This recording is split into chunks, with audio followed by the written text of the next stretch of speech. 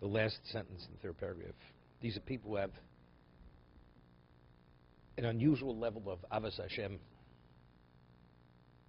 Visvadu lefonav b'kitzuram, and they confess before Him for their shortcomings. If they felt they didn't fulfill, they didn't address their obligations sufficiently. V'shochu la'avodoso, and they submit, they bow to a service, isn't v'lo l'chesron, and they're not concerned for the cost factor. You know, what's the difference in Klal Yisrael and the nations of the world at Sinai? The nations of the world, when HaKadosh Baruch Hu often told, what do they say? Ma kosov bo. What's written in it? I mean, what's the cost factor? That's the question. What's the cost factor? What did we say? We said Nasiv Nishma. We said it's irrelevant. We accept. So first of all, what is that an indication? First, it's an indication of trust, and it's an indication of avo. We want to have that relationship. We're willing to give everything for that. That's an expression. Therefore, the Chovot HaLevavos writes that he speaks in Hilchos Tefillin. He writes, you know, in the olden days, that when they had the shuls in the 50s, they still had things like similar in Europe. A person didn't have a pair of tefillin. You think you had a beautiful velvet bag with tefillin in it? They had a box. First, they had a cigar box. When a person died in the olden days, what do you think they did with his glasses? His reading glasses. They bring them to shul, and they had a cigar box, and they had a box full of reading glasses. So people needed reading glasses. You went to the cigar box, and you picked a pair of glasses. And there was a trust system. No, they weren't concerned somebody will take the glasses with them. They'll steal the glasses, right? They left them in shul.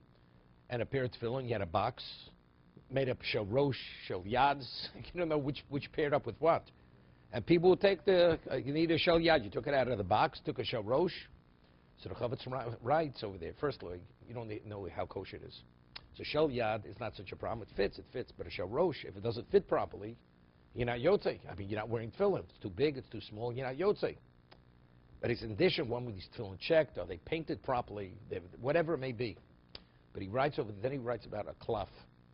There's a whole question, you know, when you read the Haftorah on Shabbos, today where they have, you know, you read it out of Chumash, or you have the Haftorah book, it's such a b'di'eved, is a question in Brachol of Hatola. La'alocha, we rule, it's okay. But better than that, you should have the whole Novi. Wherever the Haftorah is from, you have to read from the whole Novi. Meaning, it can be printed, but it should be, let's say, the Haftorah is from Yirmiyah, whole Sefer Yirmiyah you should read it from. That's the reason why you have the Koren Chumash, where you have the whole Tanakh. There's some shuls, even though they can't afford or they don't have a Balkori who prepares from the Klaf, but they have the whole Tanakh is there. So therefore, when they read it, they're reading from the whole Sefer. So it's not a problem. But what's the ultimate? The ultimate is to read it from a cloth, from a parchment. I'm telling you, it's really it's a very great leniency, very great leniency. No, I understand that, but if you have a Tanakh printed, it's also, you know, it's not so difficult.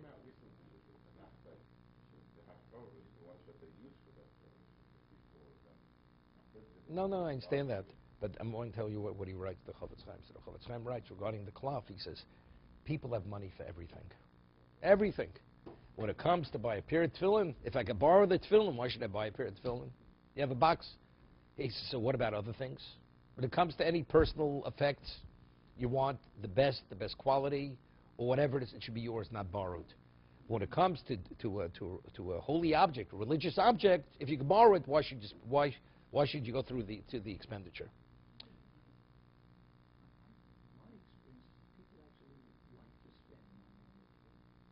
Today, he's speaking. This is in Europe.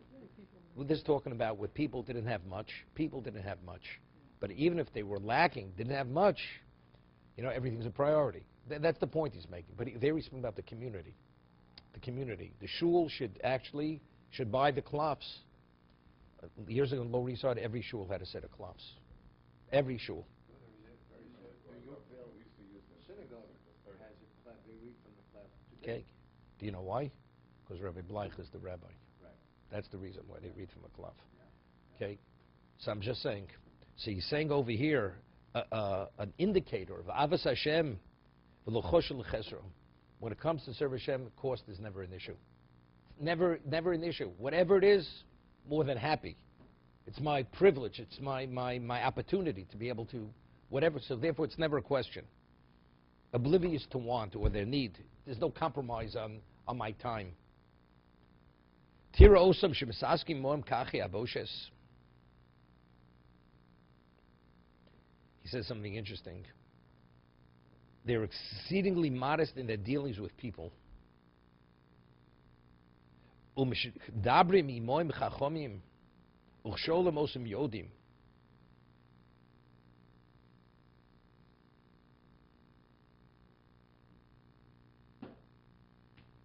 He explains it. In speaking with people, they are wise. They're knowledgeable.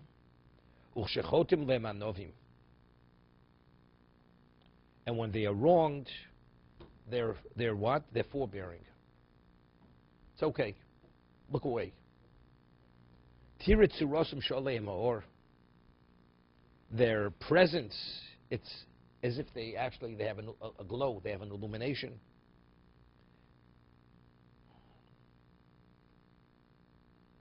If you ever saw Moshe Feinstein Zeich Tzadik Levrocha with these kinds of people, there's a presence. You know, they have a shine to them, these people. The moment you look at them, you see they're special. Where does the specialness emanate from? It's from this purity. They have an innate purity within them. And if you be able to evaluate their hearts, what are they distressed over? Only because they haven't served Hashem as they wanted. Psichosu no Shavos.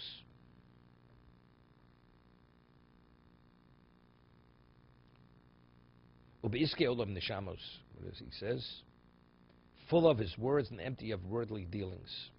Okay, to be continued.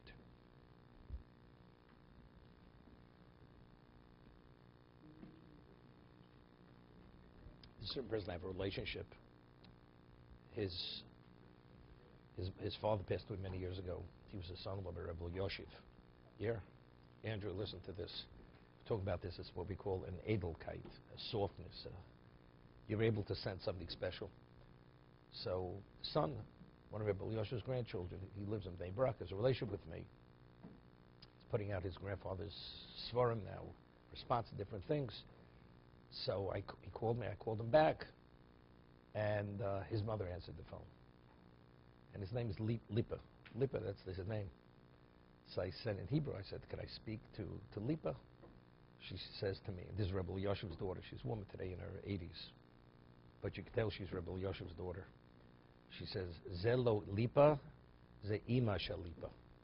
It's not Lipa, but it's Lipa's mother. But the way she said it, with such a so refined, you could tell me you're not speaking to an ordinary person.